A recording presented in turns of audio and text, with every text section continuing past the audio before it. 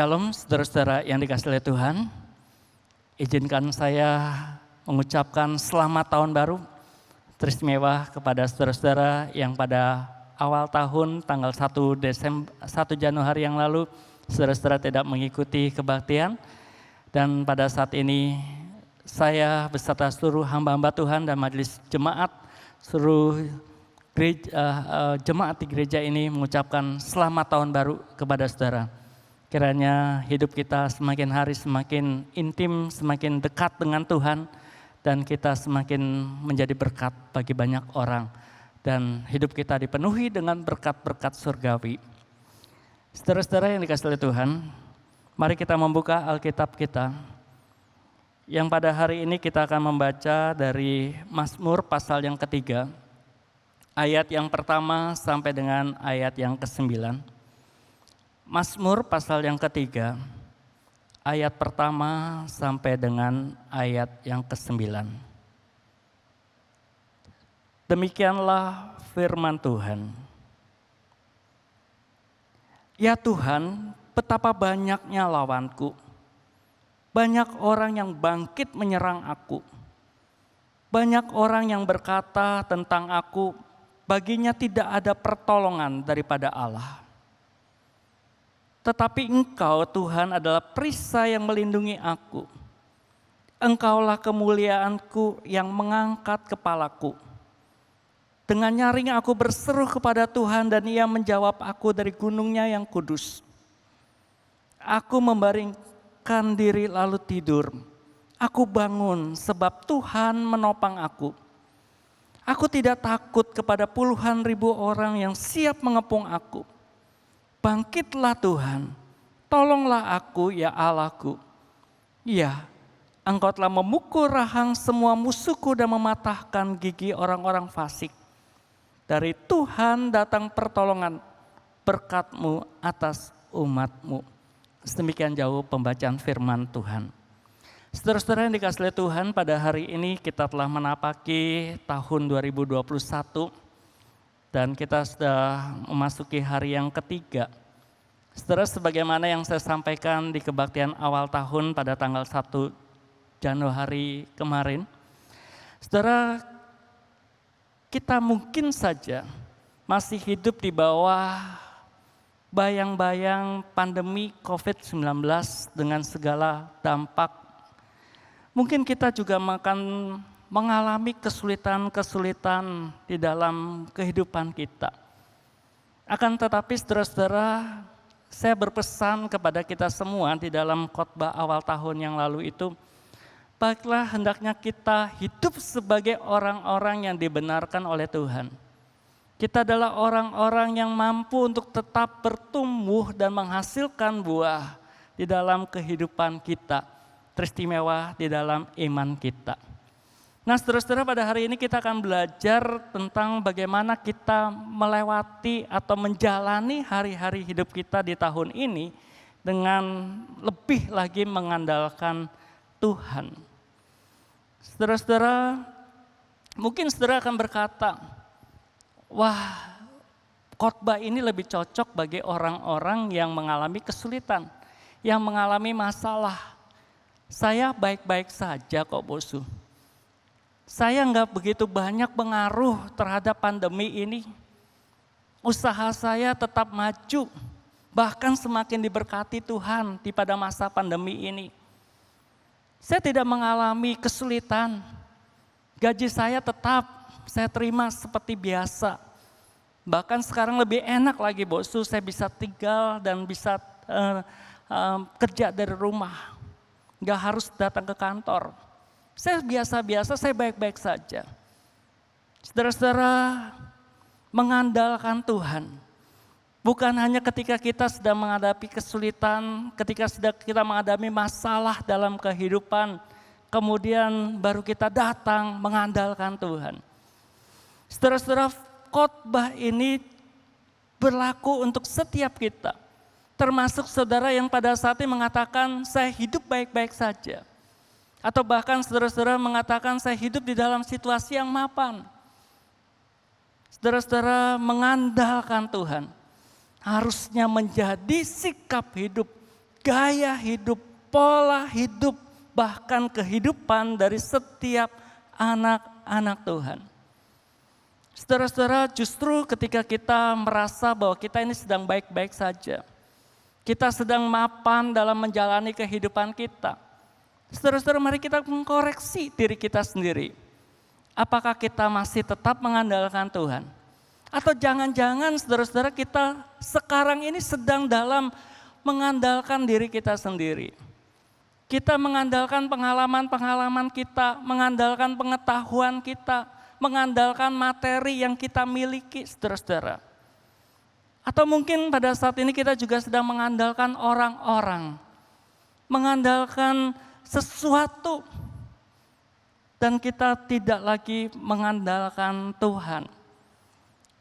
Saudara, pada hari ini kita akan belajar dari seorang yang luar biasa di dalam mengandalkan Tuhan, yaitu Daud, saudara-saudara. Saudara, kalau kita melihat di dalam nas Alkitab yang tadi kita baca, saya melihat bahwa Lembaga Alkitab Indonesia memberikan sebuah judul yang unik, saudara-saudara. Di situ dikatakan nyanyian pagi dalam menghadapi musuh. Itu judul yang diberikan LAI di dalam perikop ini. Saudara-saudara, nyanyian Daud, nyanyian pagi ketika menghadapi musuh. Saudara-saudara, kita melihat bahwa Daud pada saat itu sedang menghadapi satu persoalan yang berat, saudara. Dia menghadapi masalah internal, masalah di dalam kerajaannya, bahkan masalah di dalam keluarganya sendiri, saudara-saudara. Saudara, Absalom, anak kandungnya sendiri, saudara, ingin menjatuhkan dia, ingin mengkudeta dia. Saudara, mengapa Absalom mau menjatuhkan Daud? Kita melihat bahwa akarnya sebetulnya, saudara-saudara, yaitu ketika Amnon, saudara dari Absalom, satu bapak tetapi lain ibu, saudara-saudara, sama-sama anak Daud, memperkosa Tamar yang adalah adik dari Absalom. Saudara-saudara, Absalom begitu pedih, begitu perih ketika melihat adiknya diperkosa, kemudian dicampakkan begitu saja oleh Amnon, saudara-saudara. Kemudian Absalom datang kepada Daud. Absalom minta supaya Daud memperlakukan atau menindak tegas, menghukum Amnon yang pada saat itu sudah melakukan tindakan yang kejam kepada adiknya. Tetapi saudara-saudara, Daud hanya marah kepada Amnon. Dia tidak menghukum Amnon sebagaimana yang diharapkan oleh Absalom. Oleh karena itu ada dendam di dalam hati Absalom, saudara-saudara. Dia begitu benci kepada papanya. Dia begitu dendam kepada papanya. Dia memandang Daud sebagai orang yang tidak adil, sebagai orang yang tidak tegas, saudara-saudara. Dan dendam yang membara ini, saudara, dia menghasut orang-orang, dia menghasut pasukan-pasukan, dia menghasut rakyat, menghasut orang-orang yang dekat dengan Daud untuk menyerang Daud, untuk mengkudeta Daud, saudara-saudara. Saudara-saudara, kita melihat di dalam ayat 2 dan ketiga, ketika Daud datang kepada Tuhan, ketika dia berkeluh kesah kepada Tuhan, Daud mengatakan, banyak lawanku. Saudara-saudara, orang-orang yang mendukung Absalom begitu banyak, saudara-saudara. Puluhan ribu orang yang mengikut pada Absalom. Dan saudara-saudara, ini merupakan satu hal yang menyakitkan bagi Daud. Dia tidak menghadapi orang luar, kerajaan luar, saudara-saudara, tetapi dia menghadapi anaknya sendiri yang hendak mengkudeta dia. Saudara-saudara, betapa menyakitkan jikalau orang yang di sekitar kita mengkhianati kita. Orang yang kita kasihi, orang yang kita cintai, atau orang-orang yang selama ini mendukung kita, memotivasi kita, kemudian berbalik arah saudara-saudara, kemudian menyerang kita. Saudara, seandainya kita seperti Daud, apa yang kita lakukan saudara-saudara? Di sini Daud bukan hanya diserang secara fisik, bahwa dia hendak dibunuh, hendak dihabisi saudara-saudara. Tetapi dia mengalami ancaman-ancaman, dia menghadapi teror saudara-saudara. Saya membayangkan betapa lelahnya jiwa Daud menghadapi persoalan-persoalan ini saudara. Bukan saja secara fisik, bukan saja secara mental, tetapi juga secara spiritual. Saudara-saudara, Daud mengatakan tidak ada lagi pertolongan dari Tuhan untuk dia. Ini yang dikatakan orang-orang kepada Daud, saudara-saudara. Orang-orang itu yang memihak kepada Absalom mengatakan bahwa Tuhan sudah meninggalkan Daud. Engkau nggak usah ikut Daud lagi. Tuhan sudah pergi daripada Daud. Tuhan sudah meninggalkan Daud dan tidak ada lagi pertolongan dari Tuhan untuk Daud. Saudara-saudara, masalah spiritual adalah masalah yang paling privasi. Masalah yang paling dalam di dalam kehidupan Daud itu disentuh dan diserang oleh orang, saudara-saudara. Dan ini menyakitkan, saudara-saudara. Menyakitkan Daud. Dia lelah secara fisik, secara mental, dan juga secara rohani. Saudara, seandainya kita adalah Daud dalam menghadapi situasi yang terjepit ini, apa yang akan kita lakukan, saudara-saudara? Tentu kita akan memasang kekuatan, kita akan menyusun satu kekuatan. Kita serang balik, kita habisi orang-orang yang hendak menyerang kita, bukan? Kita akan menyusun strategi bagaimana kita dapat mengalahkan orang-orang yang mengancam kehidupan kita. Saudara-saudara, Daud sebetulnya dapat melakukan hal itu. Saudara, ketika saya membaca di dalam 2 Samuel pasal 15, sesungguhnya Daud masih memiliki pasukan yang besar juga. Banyak penafsir mengatakan Daud sebetulnya memiliki lebih dari 1.000 pasukan. Di mana di dalam 2 Samuel 15 mengatakan engkau lebih berharga dari 10.000 pasukan di antara kami, di antara kita, saudara-saudara. Saudara, Daud masih memiliki satu kekuatan. Dia masih bisa menggunakan kekuatannya, sisa-sisa kekuasaannya untuk menyerang, untuk melawan Absalom dan para pengikutnya. Tapi itu tidak dilakukan oleh Daud, saudara-saudara. Dan juga mungkin kalau Daud berpikir, 10.000 nggak sanggup mengalahkan orang-orang Absalom, itu puluhan ribu banyaknya. Berpuluh-puluh ribu banyaknya, mungkin kita akan kalah. Saudara-saudara, saya berpikir bahwa Daud memiliki sahabat-sahabat, bukan? Dia memiliki orang-orang lain, bangsa-bangsa lain yang siap untuk membantu dia. Siap untuk membantu kekuatan yang ada pada Daud. Saudara-saudara, bukankah kalau kita lihat pengalaman-pengalaman Daud di dalam mengalahkan musuh-musuhnya. Bahkan dia mampu dengan kekuatan yang datangnya daripada Tuhan dalam dirinya, saudara-saudara. Dia mampu untuk mengalahkan binatang-binatang buas, mengalahkan singa, mengalahkan beruang, saudara-saudara. Kemudian dia mampu untuk mengalahkan Goliat yang seperti raksasa itu, saudara. Dia mampu mengalahkan musuh-musuhnya. Sehingga rakyat mengatakan bahwa Saul mematikan atau Saul mengalahkan beribu-ribu musuh, tetapi Daud berlaksa-laksa. Saudara-saudara, Daud sebetulnya adalah orang yang perkasa, orang yang berpengalaman di dalam perang. Dia bisa melakukan dengan kekuatannya, dia bisa mengandalkan pada pengalamannya. Tetapi tidak dilakukan oleh Daud, saudara-saudara. Luar biasanya, saudara-saudara, Daud mengandalkan Tuhan. Daud mengandalkan Tuhan.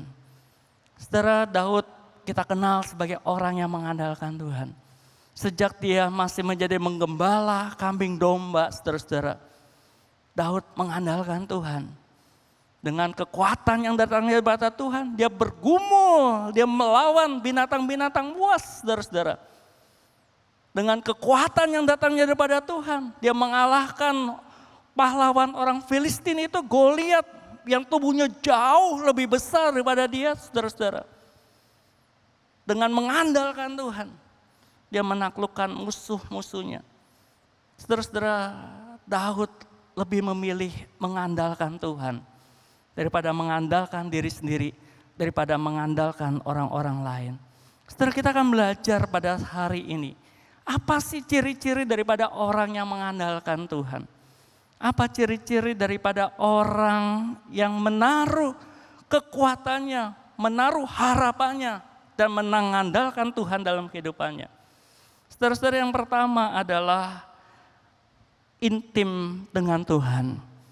Saudara, pada ayat 5, Daud mengatakan, dengan nyaring aku berseru kepada Tuhan, dan ia menjawab aku dari gunungnya yang kudus. Saudara-saudara, Daud memiliki relasi yang intim dengan Tuhan. Dan dia mengatakan bahwa ketika aku berseru kepada Tuhan, ketika aku berbicara kepada Tuhan, Tuhan mendengar aku. Dan dia menolong aku dari tempatnya yang kudus. Saudara, kalau kita melihat di dalam kitab Mazmur atau dalam kitab sejarah Israel, di mana Daud memiliki relasi yang intim dengan Tuhan, saudara-saudara. Daud adalah orang yang sungguh mengandalkan Tuhan. Nah, kalau kita melihat dalam Mazmur pasal yang ke-23, saudara. Di situ Daud mengatakan, Tuhan adalah gembalaku, takkan kekurangan aku. Saudara, di dalam terjemahan yang lain dikatakan bahwa Tuhan adalah gembalaku dan aku tidak ingin apa-apa lagi. Aku sudah puas bersama-sama dengan Tuhan. Selain Tuhan, aku tidak punya keinginan yang lain lagi. Aku hanya ingin dekat dengan Tuhan. Aku hanya ingin Tuhan saja. Saudara-saudara, Daud, dia memiliki relasi yang intim dengan Tuhan. Saudara, Daud mengenal Tuhan dengan baik oleh karena keeratan hubungannya dengan Tuhan. Dan kalau kita lihat, saudara-saudara, di dalam ayat-ayat yang ada di pasal yang ketiga kitab Mazmur ini, Daud mengenal Tuhan sebagai perisai, sebagai tameng, sebagai pelindung bagi dirinya, saudara. Dia mengenal Tuhan sebagai kemuliaannya, Tuhan yang mampu mengangkat kepalanya, yang membuat dia tidak malu, saudara-saudara, yang mampu melihat kemuliaan Allah. Daud mengenal Tuhan sebagai Tuhan yang mendengar dan menjawab doanya. Daud mengenal Tuhan sebagai penopang yang mampu melindunginya, yang mampu mengalahkan musuh-musuhnya. Dia mengenal Allah sebagai penolong dan sumber daripada berkat-berkat. Saudara-saudara, Daud mengenal Tuhan dengan baik. Oleh karena itulah ketika ada masalah itu datang, saudara-saudara, Daud lebih memilih datang kepada Tuhan. Dia lebih memilih berkeluh kesah kepada Tuhan. Dia nyatakan kepada Tuhan. Dia berseru kepada Tuhan. Saudara-saudara, Daud sama seperti kita. Daud orang biasa sama seperti saudara dan saya, yang pernah terpleset mendukakan akan hati Tuhan, yang pernah meninggalkan Tuhan, yang pernah tidak setia kepada Tuhan, yang pernah menyakiti akan hati Tuhan, saudara-saudara. Saudara-saudara, kalau kita melihat di dalam 2 Samuel 12 ayat 10, sebetulnya apa yang dialami Daud ini adalah bagian dari konsekuensi dosa yang diperbuat oleh Daud.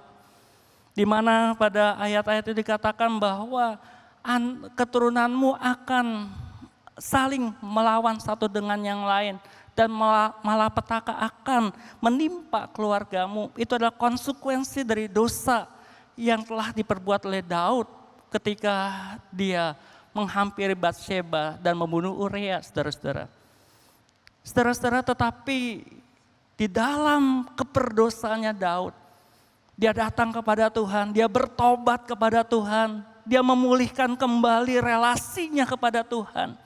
Dan dia tetap menjaga keintiman dengan Tuhan. Mungkin pada saat ini saudara-saudara kita berpikir, bosu, saya telah jauh meninggalkan Tuhan.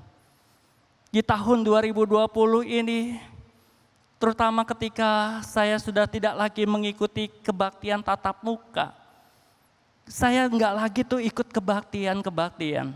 Saya tidak lagi membaca firman Tuhan. Saya tidak lagi berdoa setiap hari. Hati saya begitu kering sekali. Saya sudah meninggalkan Tuhan. Saudara-saudara, mari kita belajar daripada Daud. Dia tetap menjaga keintiman dengan Tuhan. Meskipun dia sadar bahwa dia telah meninggalkan, dia tidak setia, menyakiti hati Tuhan. Tetapi dia datang dengan pertobatan kepada Tuhan. Saudara-saudara, mari kita melihat kehidupan kita saat ini. Apakah kita tetap intim dengan Tuhan? Apakah relasi kita dengan Tuhan tetap akrab, tetap hangat? Apakah kita masih mengikuti ibadah-ibadah hari Minggu? Kita masih mengikuti kelas-kelas pemuritan? Kita masih mengikuti persekutuan-persekutuan dan ibadah-ibadah lain yang diadakan oleh gereja, saudara-saudara? Apakah kita masih bersaat teduh, masih giat di dalam membaca Alkitab, mengikuti gerakan domba, saudara-saudara? Apakah kita masih memiliki relasi yang intim dengan Tuhan? Saudara, orang yang mengandalkan Tuhan, cirinya adalah dia intim dengan Tuhan.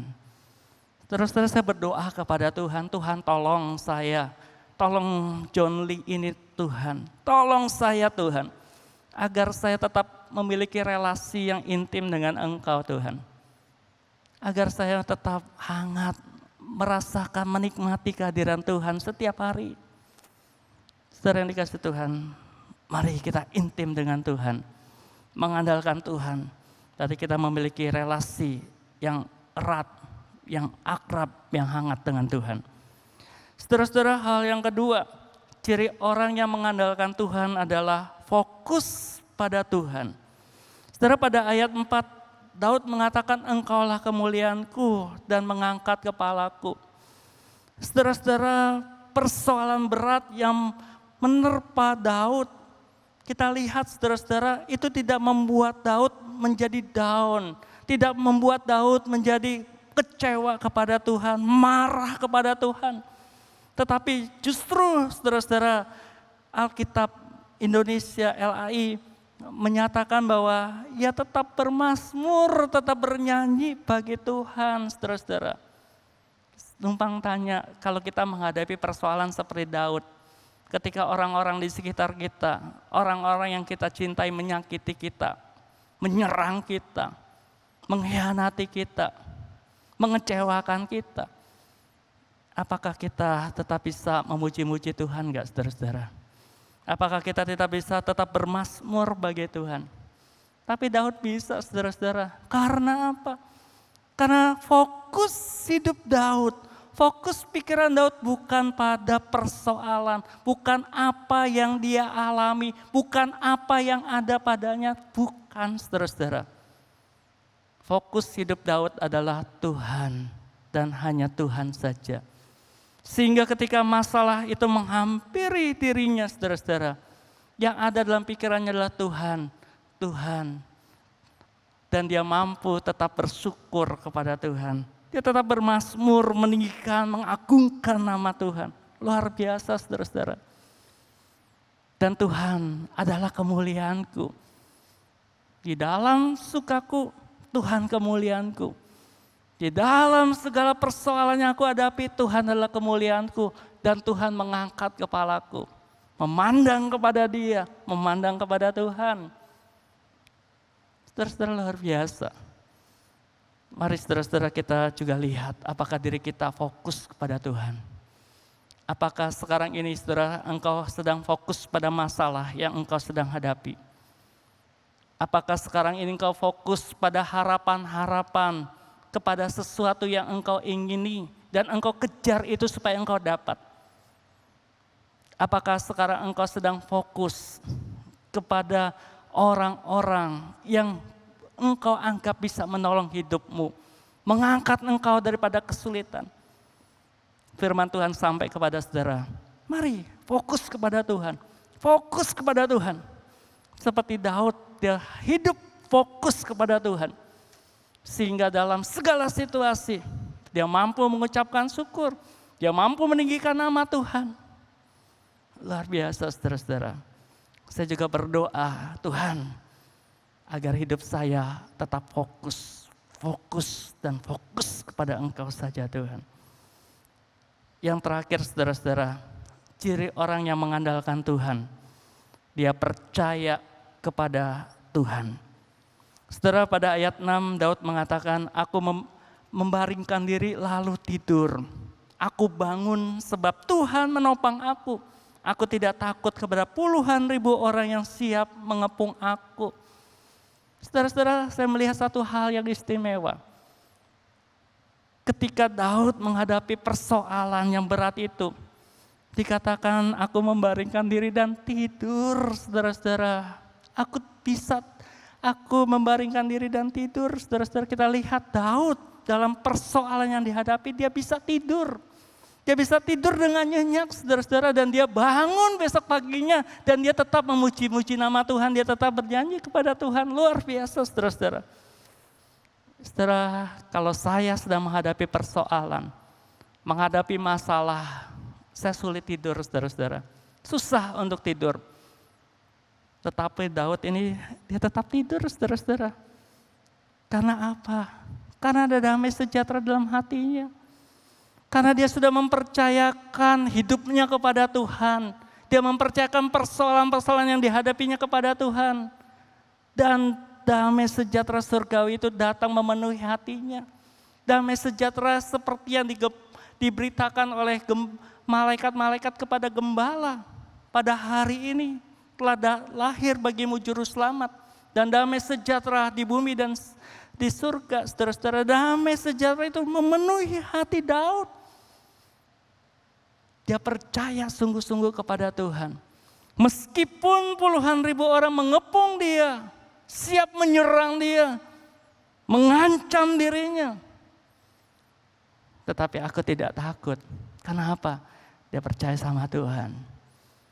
Karena dia percaya sama Tuhan, ada damai dalam hati kita. Saudara-saudara, mungkin di antara kita pada hari ini sulit tidur akhir-akhir ini. Saudara sedang memikirkan sesuatu dan engkau susah untuk tidur. Saudara-saudara, enggak ada damai sejahtera dalam hatimu. Ayo kita belajar seperti Daud, mempercayakan hidup sepenuhnya kepada Tuhan. Percaya sungguh-sungguh kepada Tuhan. Bukan setengah-setengah, tapi secara total. Saudara-saudara, percaya sungguh-sungguh kepada Tuhan. Percaya. Kadang-kadang gak mudah, saudara-saudara. Kadang-kadang kita dikuasai oleh ketakutan. Saudara, mantan Presiden Amerika Abraham Lincoln, saudara-saudara, dia pernah mengatakan, jika kita merasa takut itu wajar. Bila ketakutan itu menguasai hidup kita, itu berbahaya. Saudara, setiap kita bisa takut, kita bisa khawatir, saudara-saudara. Dan saya berpikir ketakutan dan kekhawatiran di dalam taraf yang normal, saudara-saudara, taraf yang biasa membuat kita waspada, membuat kita hati-hati, bukan. Tetapi seringkali ketakutan itu menguasai hidup kita, saudara-saudara. Mengambil damai sejahtera, membuat kita tidak lagi percaya kepada Tuhan. Dan Abraham Lincoln mengatakan itu yang berbahaya, itu yang berbahaya. Saudara-saudara, pada saat ini kita semua sedang dilanda ketakutan juga, bukan? Seorang presiden IGSL, saudara-saudara, yaitu seminari di Filipina yang bernama Tom Rosas. Dia mengatakan bahwa sekarang ini kata positif belum tentu berkonotasi positif. Belum tentu bermakna positif. Bermakna sesuatu yang menggembirakan, yang kita harapkan. Tetapi akhir-akhir ini, saudara-saudara, kata positif justru membuat kita menjadi takut. Saudara-saudara coba pergi ke kalau kita sedang flu, ya sedang kurang enak badan, kemudian kita pergi ke klinik, saudara-saudara, kemudian kita dites usap, ya di swab, di periksa dengan antigen, saudara-saudara, ya dengan pemeriksaan itu. Saudara-saudara, ketika kita mendapat hasil yang positif, apa yang apa yang menjadi respon kita? Kita tentu takut, saudara-saudara. Ya, kita takut. Dan dia mengatakan bahwa akhir-akhirnya konotasi positif itu belum tentu menyenangkan. Sekarang ini orang-orang takut dengan kata yang positif tadi itu, saudara-saudara. Sama, saya juga takut, saudara-saudara. Takut untuk tertular. Takut untuk terlibat dalam kerumunan. Takut kalau sewaktu-waktu COVID itu menyerang diri saya. Kita semua dalam keadaan takut. Tetapi saudara-saudara, ketika ketakutan itu menguasai diri kita, saudara-saudara, kemudian kita tidak bertindak apa-apa, itu berbahaya. Saudara-saudara, kita boleh hati-hati.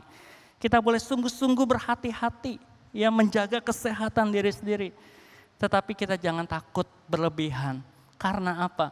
Kita punya Tuhan, saudara-saudara. Karena Tuhan beserta dengan kita. Demikian juga banyak sekarang ini orang takut, saudara-saudara. Apa yang akan terjadi hari esok? Saudara-saudara, saya teringat kepada mertua saya, saudara-saudara, seorang pendeta juga.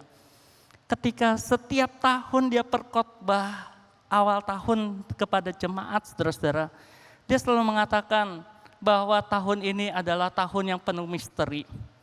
Berbeda dengan saya, saudara, ya. Kalau saya berkhotbah di awal tahun, saya mengatakan bahwa tahun ini adalah tahun rahmat Tuhan. Tetapi bagi beliau, mertua saya, saudara-saudara, beliau mengatakan bahwa tahun ini adalah tahun penuh misteri. Tahun yang penuh dengan ketidakpastian. Saudara-saudara, saya menyampaikan hal itu juga kepada saudara-saudara. Tahun ini kita tidak pasti. Tahun ini kita penuh misteri. Sampai kapan pandemi ini akan berakhir? Sampai kapan, sebatas mana dampak dari pandemi ini akan kita alami? Kita tidak tahu, seorang pun tidak tahu, saudara-saudara. Tetapi kita memiliki satu kepastian, bahwa Allah beserta kita. Dia yang kita percayai mampu menolong kita, mampu menolong saudara dan saya, mampu mengatasi segala dampak-dampak kesulitan-kesulitan yang kita alami sepanjang tahun ini, saudara-saudara. Saudara-saudara, di dalam ketidakpastian, di dalam kemisterian ini, mari kita andalkan Tuhan. Percaya sungguh-sungguh kepada Tuhan. Saudara, orang yang mengandalkan Tuhan adalah orang yang intim dengan Tuhan. Orang yang fokus kepada Tuhan dan percaya kepada Tuhan. Saudara, bukankah hal ini juga diteladani oleh Tuhan Yesus kepada kita? Meskipun secara hurufiah tidak ada tertulis dalam Alkitab bahwa Yesus mengandalkan Bapa. Tetapi kalau kita melihat dalam keseluruhan hidup Tuhan Yesus adalah hidup yang mengandalkan Tuhan, saudara-saudara. Yesus memiliki relasi yang intim dengan Bapa. Alkitab mencatat sebagaimana yang dilakukan oleh Tuhan Yesus pagi-pagi. Dia datang kepada Bapa, mencari tempat yang sunyi. Dia berdoa kepada Bapa. Dalam segala sesuatu untuk mengambil keputusan dan lain sebagainya, dia datang kepada Bapa. Saudara-saudara, Yesus intim dengan Bapa. Saudara-saudara, hidupnya fokus kepada Tuhan, kepada kehendak Bapa. Ketika dia harus melewati jalan salib itu, dia datang berdoa kepada Bapa, mencari wajah Bapa. Dan dia berkata, Bapa, janganlah kehendakku yang jadi, melainkan kehendak-Mu lah yang jadi. Fokus hidupnya hanya kepada Tuhan, kepada kehendak Bapa, saudara-saudara. Dan saudara-saudara, Tuhan Yesus percaya bahwa Bapa akan melakukan yang terbaik bagi dirinya. Kalau kita melihat pergumulan Tuhan Yesus di Taman Getsemani, di dalam Matius pasal 26, saudara-saudara. Di situ dituliskan ketika Tuhan Yesus selesai berdoa, kemudian dia berkata kepada murid-muridnya, tidurlah sekarang dan istirahatlah. Saatnya telah tiba bahwa anak manusia diserahkan di tengah orang-orang berdosa. Tidurlah, istirahatlah. Ada damai, ada ketenangan dalam diri Tuhan Yesus. Karena dia sungguh-sungguh percaya kepada Bapa. Kita sebagai pengikut-pengikut Kristus, sebagai orang-orang yang telah ditebus oleh Tuhan Yesus, marilah kita teladani apa yang menjadi pola hidup Kristus. Dan kita bisa belajar dari pergumulan Daud. Dan itu kita lewati sepanjang tahun ini. Sehingga saudara-saudara, sebagaimana tema yang sudah dicanangkan oleh gereja, bahwa di tahun 2021 kita tetap bertumbuh dan berbuah di dalam tantangan. Saya mengharapkan saudara-saudara, tema ini boleh sungguh-sungguh kita amini dan kita lakukan saudara-saudara. Dengan mengandalkan Tuhan, dengan hidup sebagai orang-orang yang dibenarkan oleh Tuhan, kita tetap bertumbuh dan berbuah dalam tantangan. Saudara-saudara, mungkin saudara-saudara pada tanggal 1 Januari yang lalu, saudara-saudara tidak mengikuti kebaktian ibadah yang diadakan gereja kita. Pada saat ini saudara-saudara, saya menyampaikan sedikit mengenai visi misi, tema dan fokus gereja kita. Saudara, visi gereja kita tetap sampai tahun 2025, yaitu keluarga Allah yang taat dan penuh kasih. Saya tidak menjabarkan panjang lebar saudara-saudara. Nanti saudara-saudara bisa lihat rekaman YouTube tanggal 1 Januari yang lalu. Dan saudara-saudara, misi kita juga tetap sama, yaitu 4M. Membangun relasi dengan Tuhan melalui ibadah. Baik ibadah personal maupun ibadah komunal, saudara. Kemudian kita misi M kedua adalah memperlengkapi semua anggota jemaat untuk mengenal Tuhan lebih dalam, mengenal firman Tuhan melalui pemuritan. Dan saudara-saudara, M yang keempat melibatkan jemaat di dalam persekutuan-persekutuan, di dalam komunitas-komunitas rohani yang menunjang pertumbuhan iman. Dan saudara, M yang keempat mengutus semua jemaat yang sudah diperlengkapi untuk dapat menjadi saksi-saksi Kristus dimanapun berada. Ini visi dan misi. Dan kita memiliki 2 fokus untuk tahun ini saudara, yaitu caring dan life. Saudara, fokus ini kita tetapkan sebagai respon dari kondisi situasi yang dihadapi oleh gereja kita saat ini. Kita sudah hampir 1 tahun kita tidak beribadah, kita tidak bertatap muka. Mungkin saudara-saudara banyak di antara kita merasa bahwa kita sudah enggak lagi diperhatikan oleh gereja. Kita tidak dihubungi oleh gereja. Oleh karena itu saudara-saudara, di tahun ini kita sungguh-sungguh ingin agar setiap anggota jemaat GEM Immanuel mereka sungguh mendapatkan perhatian, kepedulian daripada kita. Dimulai dari hamba-hamba Tuhan, majelis gereja, dan kita semua sesama anggota jemaat. Mari saudara-saudara kita saling memperhatikan, baik dalam kerohanian, dalam kehidupan sehari-hari. Sehingga saudara-saudara kita tetap menjadi keluarga Allah yang hangat, yang penuh dengan kasih sayang itu. Dan saudara-saudara, fokus yang lain adalah life. Kita rindu saudara-saudara agar setiap kita boleh mengalami komunitas hidup, komunitas yang hidup, komunitas di mana kita mengalami kehidupan bersama-sama dengan Tuhan. Teristimewa saudara-saudara, saya mengharapkan saudara-saudara yang selama ini tidak pernah mengikuti komunitas apapun di gereja, mari saudara-saudara bergabung dengan live-live yang ada. Saudara-saudara bisa lihat di dalam warta kita jadwal-jadwal live, saudara bisa ikuti live yang ada. Atau saudara mengatakan, Bosu di wilayah saya mau didirikan live, silakan saudara-saudara hubungi kami. Kita akan berkoordinasi, kita mempersiapkan leaders untuk memimpin live di tempat saudara berada. Atau mungkin saudara-saudara mengatakan, saya memiliki kelompok nih, kelompok jalan-jalan bersama, kelompok makan bersama. Dan saya ingin agar kelompok saya ini menjadi live. Silakan saudara-saudara. Yuk datang ke gereja, datang kepada saya, datang kepada komisi live, pembina live, ketua live. Kita diskusikan saudara-saudara. Dan saya rindu agar setiap kita, saudara-saudara, setiap kita memiliki komunitas untuk kita tetap bertumbuh dan berbuah di dalam iman. Demikian firman Tuhan pada hari ini. Biarlah hidup kita adalah hidup yang mengandalkan Tuhan. Hidup yang intim, fokus, dan percaya kepada Tuhan. Amin. Mari kita berdoa. Terima kasih Tuhan untuk firman yang sudah kami dengar pada hari ini.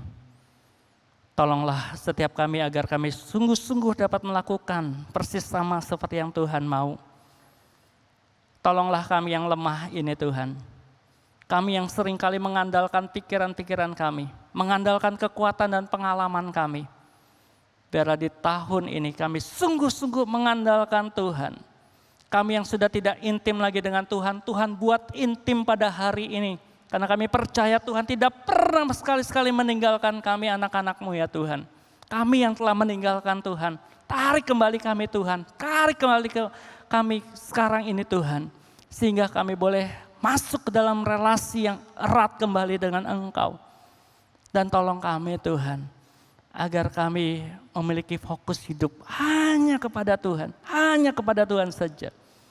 Dan tolong kami Tuhan, agar kami boleh sungguh-sungguh percaya kepada Engkau. Percaya bahwa Engkau sanggup, percaya bahwa Engkau pelindung kami, percaya bahwa Engkau adalah Allah dan Tuhan kami yang menguasai hari hidup kami, hari esok kami. Terima kasih Tuhan, tolonglah kami agar kami dapat melakukan firman-Mu ini. Dalam nama Tuhan Yesus kami berdoa. Amin.